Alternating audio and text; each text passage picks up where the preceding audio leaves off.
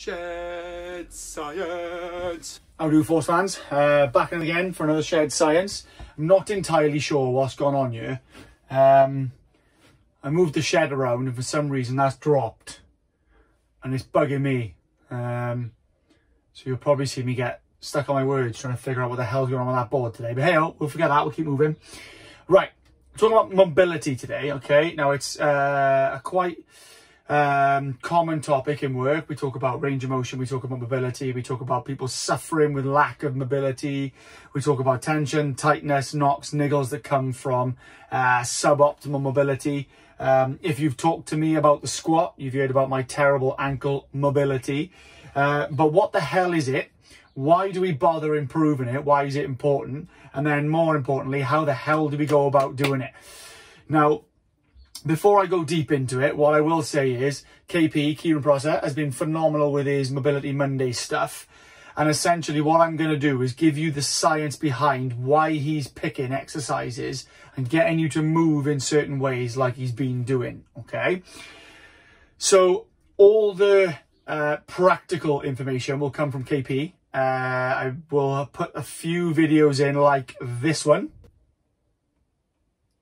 It's all right, that, of KP doing some stuff to use as examples, but also I'll direct you towards his videos at the end of this, because if you want to actually improve your mobility, I'll give you the guidelines on how, but he'll show you how, okay? Right, let's get stuck in. What is mobility? Right, there's two parts of it, okay? And very often it gets confused between, the point gets confused between range of motion and mobility. Okay, now they're two separate things, okay? So range of motion is one thing and mobility is a second thing. All right, now range of motion is quite literally the range or the degrees at which one joint, one bone can rotate about another bone using a joint.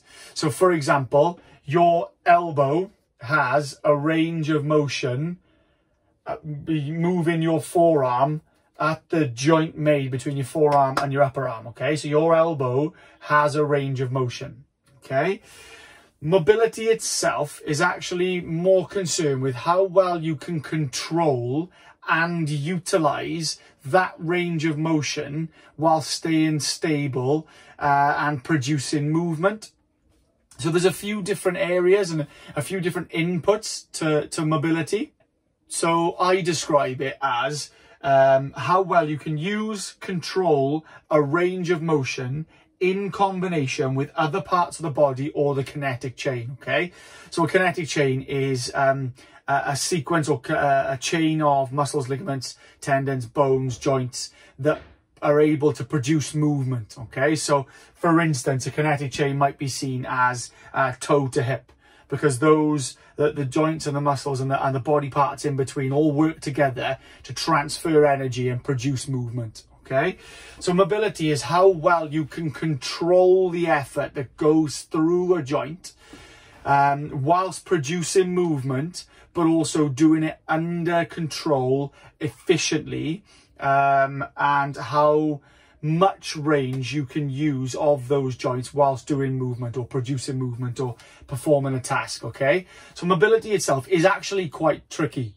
And there's a range of different anatomical structures and physiological inputs that will impact how mobile you are, rather than just how much range you can produce at a joint. Okay, now the reason they get confused is because if somebody isn't as mobile as they should be, the first port of call or the first symptom is a joint seems to lack range.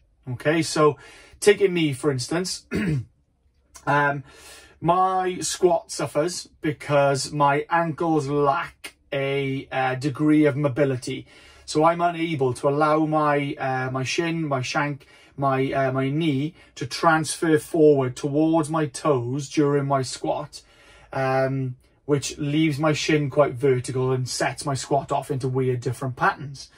Now, I actually have more range at my ankle than I'm able to use during my squat. Okay, so although I don't have a lot of range at my ankle, which is probably the predominant cause, I'm actually more mobile through my ankle, or I have more range through my ankle than I can physically use. So my range is better than my mobility. So for some reason, during my squat, I'm unable to control the forces going through my ankle whilst my ankle's moving through its range of motion. Okay, so it looks like I've got a stupidly stiff ankle.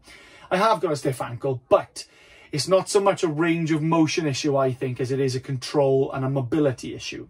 Okay, so you can kind of see why they get confused, because when you're trying to produce a movement around a joint, if it looks stiff, you think, well, I'm not mobile enough at that joint, which you're not producing the range that you would like to, but you may have perfect amounts of range. You may be able to produce range at your hip, but can you use that range during a certain task or during a multitude of tasks? Okay, that's where mobility differs from range of motion. Can you use the range of motion under control and efficiently during a task? All right. That's kind of also why it's important, is if you can't use that range, then you're not mobile enough. It's going to impact further up what we call the chain, the connected chain, or further along in other areas of your movement, other areas of your body. Okay, so to give you an example, let's go back to my ankles, right? Because the boys who are watching this will enjoy this. The lads from work will enjoy this, because I harp on about my ankles endlessly. But I've got a decent amount of range. I can get knees to toes. Okay, now through my other areas, my hips are quite mobile, so I should be able to perform a decent squat. However, I'm unable to control and utilize the range safely and effectively during a squat. So I struggle then with knee pain. Okay, so before I was starting to work around my ankles, I was trying to hammer them, not getting anywhere, and thinking, well, all I need is more ankle range, I'll be fine. But because I wasn't working on other elements of my squat, my control, my balance, my stability, etc., I was just hammering the ankles, getting nowhere, and carried on squatting, and it impacted further up the chain by causing some unusual and uncomfortable loading to go through my knee. Gave me knee pain. Okay, now if you're lacking mobility at a joint and just hammer on, carry on, keep working, keep training, the knock-on effect is that another joint or another part of the body is under undue stress, and probably more stress than it's comfortable taking under load. Therefore, it's going to hit the threshold at some point and you're going to pick up an injury, you're going to pick up a niggle. I'm not saying you're going to be out for weeks, but you might have some wear and tear that shouldn't really be going through that joint in the manner it's being used. For instance, if you've got if you're lacking range at either hip or ankle, what you can sometimes find is that you have a weird translation and a weird movement in your knee during a squat, during a lunge, or during some kind of running patterns, to try and find some usable range of motion for the leg itself. Now that can load the knee in a irregular pattern, causing a wear and tear that isn't good for the knee. And then when you load the knee in other patterns, it's not comfortable, it could be weakened, and you could end up causing an injury. Okay, so your mobility, how well you can use range of motion at different joints, and how well you can combine those ranges of motion under control and transfer force effectively, is very important when it comes to injury prevention, but also correctly applying force and being correctly strong and correctly applying things during movements, and using the right forces at the right time and completing exercises correctly. Okay, so it's good to be mobile in the correct places, but it's also good to balance that out and have the range and balance it out with stability in the right places. Okay, right.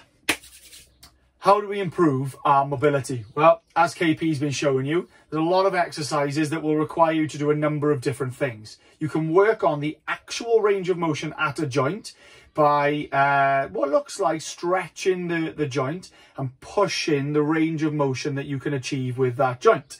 A lot of the time, some joints are stiff. Okay, some of the muscles, the ligaments and tendons, and the fascia that wrap around the joints, they can crank up a little bit and cause a little bit of undue stiffness. Okay, so sometimes stretching those musculoskeletal structures out can allow you to gain a little bit of range at the joint. To do that, what we suggest is pushing into where you start to feel that tension and then relaxing into that extended range and trying to get the tension to dissipate, okay? Using things like foam rollers can help because you can try and press and squeeze and push the structures into submission. It's not always the best thing because you can just get them to fight back. They can tighten up, but some controlled foam rolling and self-myofascial release can do you a bit of a favour. But stretching will also can just be just as beneficial because by pushing into that range of motion and then kind of relaxing into that extended range, you tell the brain and the structures that are held within the muscle and at the end of the muscle in connection with the tendons that it's okay and it's safe to be at those ranges. So what the brain will do then is relax and allow some muscular tension to dissipate, and you'll gain a little bit more range from the muscles and the skeletal, musculoskeletal structures themselves. Okay, so it's about pushing in under control and allowing the brain to sense that it's okay to be there, and allowing the muscles and the nervous system to sense that there's no danger of being at that increased range, and they'll relax and they'll allow you to achieve those increased ranges. Okay, right.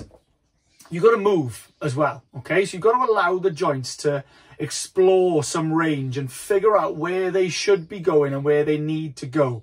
You need to keep an eye on this because you need to be moving in the correct directions. Okay, so KP's videos, he'll give you some coaching points about where certain joints should be moving into, and you need to try and find those ranges and find those positions yourselves during these movements, okay? But you can also try and find new ranges. So once you know kind of where you should be moving, it's good to try and push into different ranges under controlled movement and allow the muscles and the nervous system to sense what it's like in those different patterns and those different positions and those different movements, okay? So it's not all about just static stretching. It's about moving through different ranges and trying to find where the limbs and the joints should be going, okay?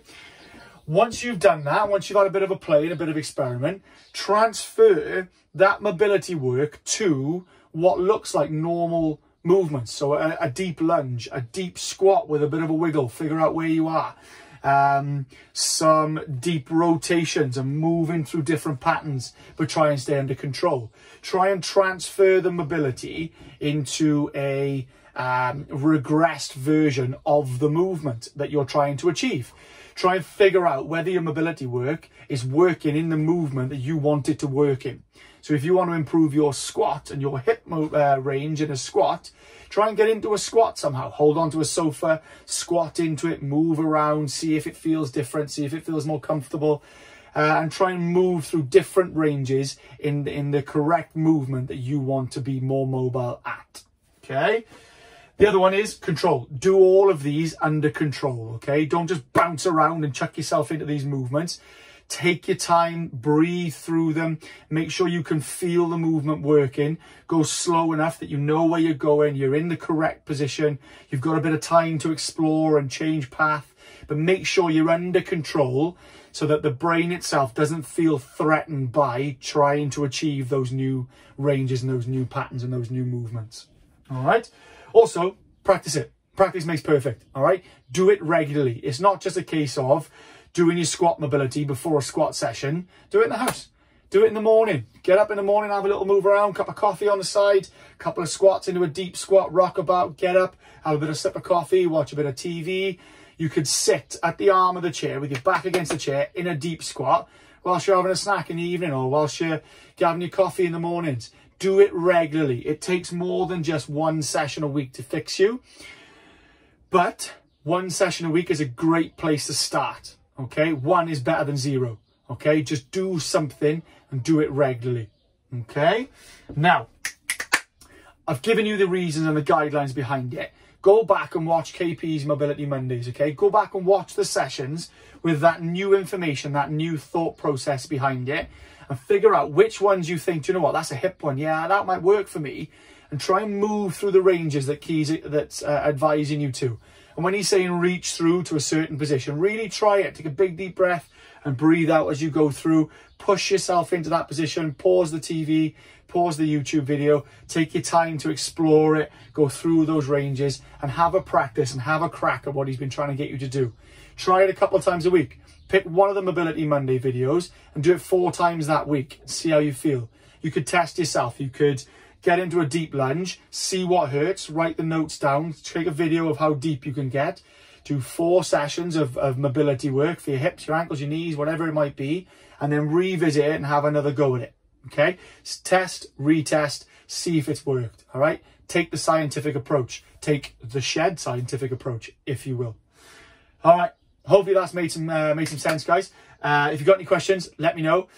Instead of doing an extra science video on the weekend, what I'm going to do is direct you back to KP's videos, okay? Have another look through. Scroll through them. There's about 14 of them, I think now, or 13 or 14 of them. Scroll back through, have another look, see if you can pick some that work for you. And with this new kind of information for you, see if it makes a difference, all right? See if you can see it in a different light. Other than that, happy shedding, happy mobility. Let's get mobile. See you soon.